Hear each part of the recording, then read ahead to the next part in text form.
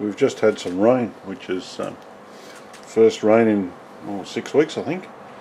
And I thought I'd do an update on the tomatoes, just to show you what's going on. They're not too bad, they're growing nicely. Some of them are just coming up ripe now. These are the first ripe tomatoes. Just scan up there. I'm getting some reasonable clusters. That's obviously an ox heart there. I'll just walk around here for a minute and we'll find something else to have a look at. These are my Black Russians.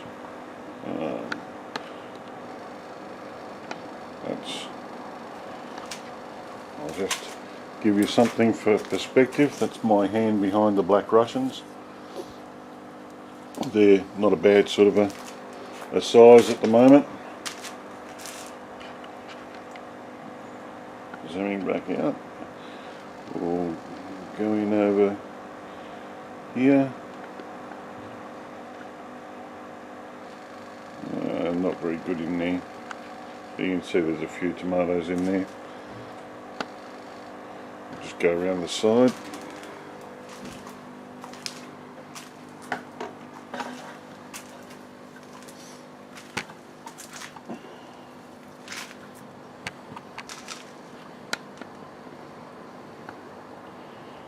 This one's another Black Russian, and that's my hand beside them. As you can see, they're all still pretty green. There's not a great deal of ripening happening. I've got the plant shelter, I suppose, the framework, back up here again. The tomatoes are strung from it at the moment. But when we get the hail, I'll have to put the plastic up to protect them.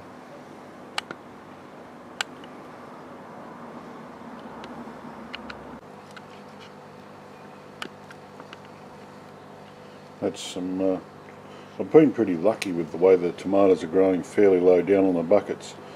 I'll just pan around here, get that leaf out of the road. If I go down there, you see that the clusters are actually outside of the buckets. That's because I've made the plant shelter wider than the buckets. And the reason that I've done that is because it just makes them easier to work on.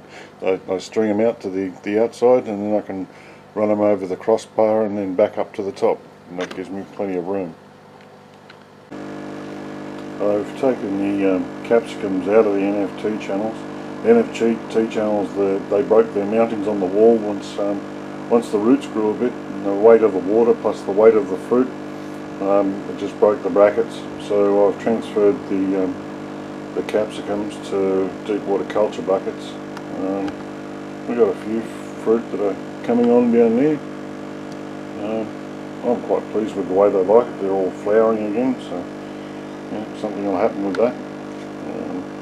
Over on this side, I've put together a couple of extra buckets. I'm just storing them there for the moment until I take them over to my father's place. We had 40 degrees C for 5 days straight last week, and all these tomato plants are dead.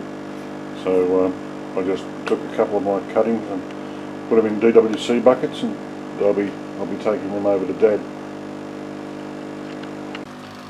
This one's another DWC bucket that I've been doing. This is for my granddaughter. Basically, I put 4 small pots in the top, and they grow like nobody's. They do just as well as having one big pot in the top. All I'm doing is cutting the holes with a hole saw and putting in slightly oversized pots. The pots are filled with coir. I've discovered that works rather well in deep water culture.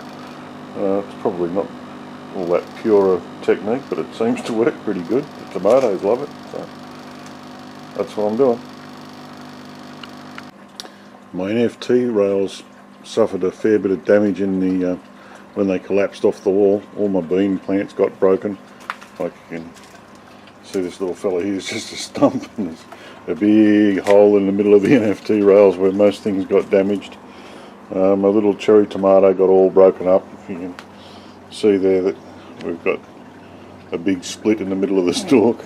All the lettuces have run to seed because of the 40-degree weather last week. The Swiss chard looks pretty good. I might have some of that for my dinner tonight. I think I've got one lettuce surviving a brown mignonette down there, which is, well, at least I got something. Tomatoes up this end of the patch aren't doing terribly well. They seem to be a bit skinny. I think they're a bit, well, they've got fruit on them, but I think they've got a bit of salt damage or something like that. These leaves look a bit on the leathery side and they're a bit curled. Maybe it was the sun. I can't quite make it out over there, but I'll see if I can get you a close-up shot. That is what sunburn on a tomato looks like.